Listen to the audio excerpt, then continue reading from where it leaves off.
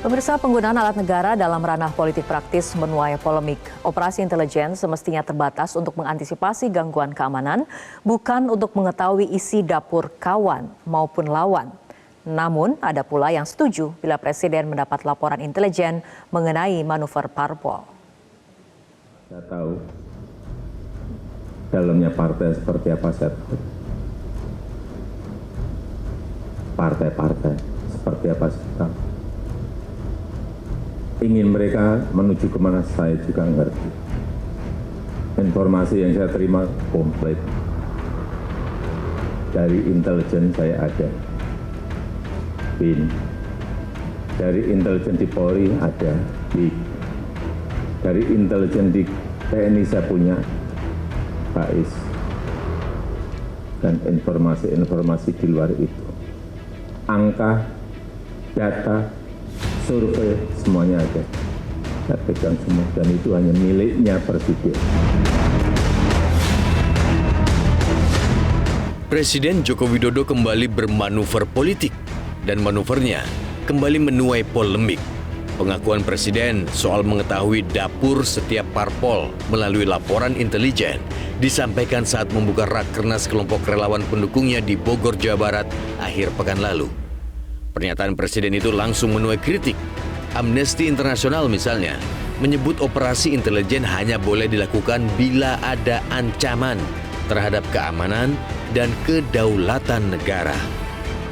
Saya ambil contoh keamanan dalam negeri maupun keamanan luar negeri. Keamanan dalam negeri misalnya diurus oleh Badan Intelijen Keamanan Polri, BIN, atau keamanan katakanlah luar negeri baik oleh Badan Intelijen Negara maupun dalam konteks perang atau tempur itu oleh Badan Intelijen Strategis. Tidak ada urusannya dengan kegiatan politik praktis dari partai-partai politik.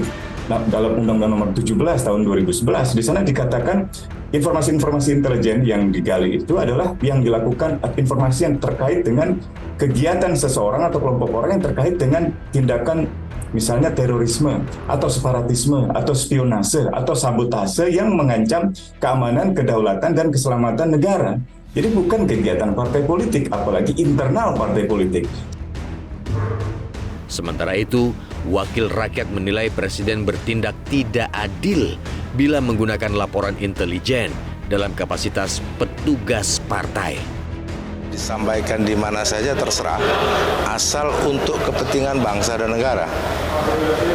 Tapi kalau digunakan untuk kepentingan misalkan selaku petugas partai tertentu atau kader partai tertentu, saya pikir itu tindakan yang tidak adil.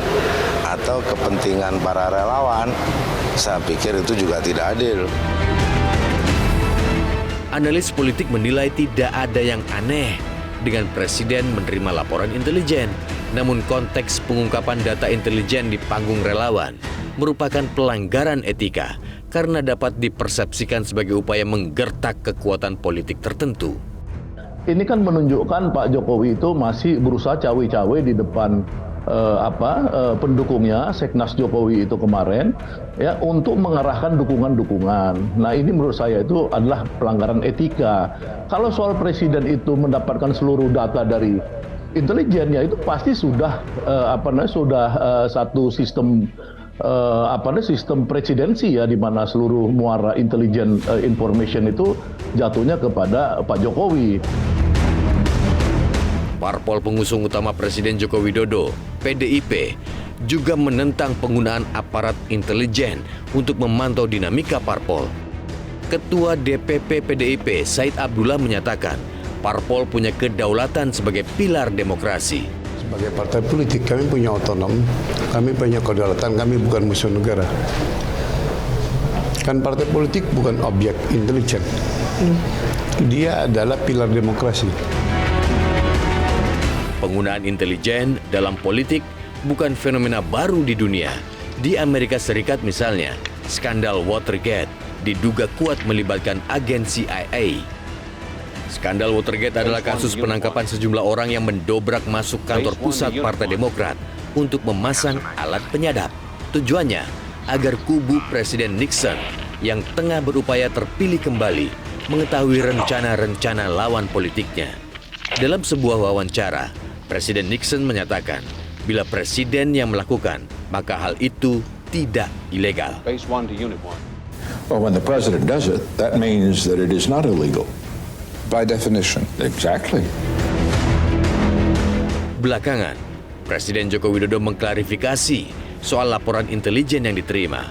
Menurut Presiden, berbagai badan intelijen rutin memberi beragam laporan, tidak sebatas laporan dinamika internal parpol.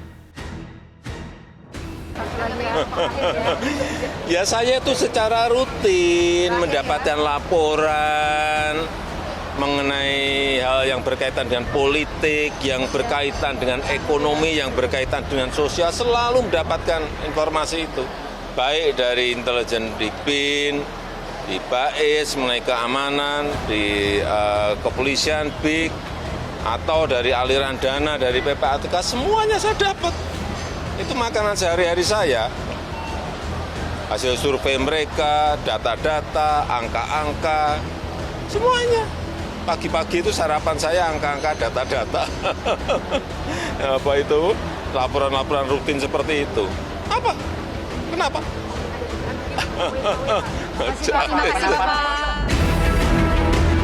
Namun pengamat intelijen menilai tidak ada batasan penggunaan laporan intelijen oleh Presiden.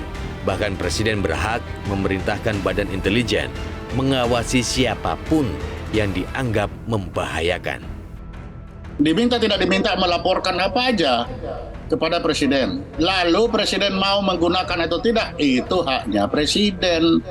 Kan tidak ada larangan Presiden melarang. Di mana tertulis bahwa Presiden dilarang menggunakan data intelijen yang didapat? Nggak ada. Oke. Yang dilarang itu nanti perbuatannya itu ada di KUHP. Tapi kalau dia menggunakan data itu nggak ada yang larangan. Siapa yang mau larang kalau dia menggunakan data intelijen? Dan siapa yang tahu? Dan tidak akan ada yang tahu juga. Parpol pendukung pemerintah juga menilai Presiden tidak hanya berhak, namun wajib menggunakan laporan intelijen dalam menentukan kebijakan pemerintah. Selaku seorang kepala negara, Presiden Jokowi berhak dan juga bahkan diwajibkan untuk menerima segala macam jenis laporan intelijen.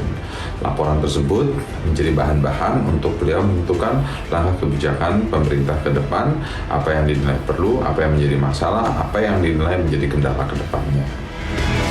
Jelajahi cara baru mendapatkan informasi. Download Metro TV Extend sekarang.